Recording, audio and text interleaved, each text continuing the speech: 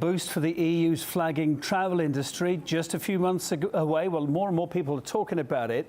COVID vaccination digital pass. And it seems that the German Chancellor is keen.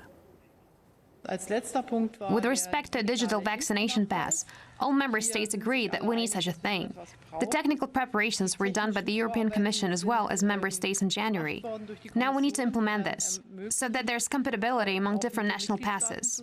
We in Germany have decided that we will develop such a vaccination pass. The key data that this digital pass must contain have been defined by the European Commission and member states. Vaccine certificates are controversial, but it does seem, after what Angela Merkel said, that this could be the way forward for the EU.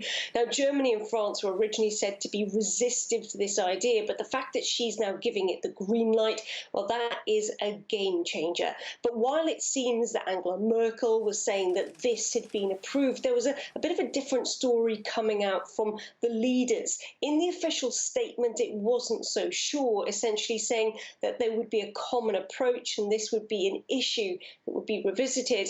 This is what Ursula von der Leyen had to say. On the vaccine certificates, indeed, we discussed this topic. As you know, there are still a number of open questions, political questions. The first one is, of course, what these certificates will be used for. But there are also scientific questions that are still open. J'attire tout de suite l'attention sur le fait que I'd like to immediately draw attention to the fact that when I say health pass, that cannot depend on one's vaccination, because if we manage at some point in the spring to reopen some of these places, we cannot condition their access on whether one's been vaccinated, when we wouldn't have even opened the vaccination campaign to the youngest. Now, the call for a vaccine certificate originally came from countries like Greece and Cyprus, who've already greenlit their own plans to allow travellers from the UK and from Israel to go there on holiday this year if they can show that they've been inoculated. But there's huge criticism of this idea, especially given the massive problems that have been rolling out the COVID-19 vaccine here in the EU. Many feel that this would essentially create a two-tier system. It would be unfair, a form of discrimination. There have also been many major issues surrounding the supplies of COVID-19 vaccines. There have been distribution issues, lower than expected deliveries, and worse still, some European leaders have been pretty sniffy about some of the vaccines, particularly the AstraZeneca vaccine.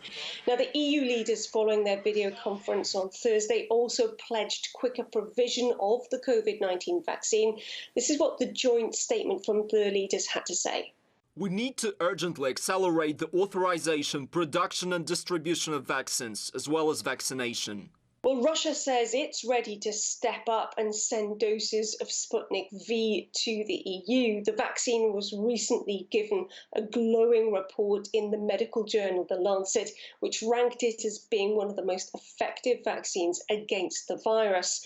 The EU has said it would purchase Sputnik V, but of course that will be subject to regulatory approval.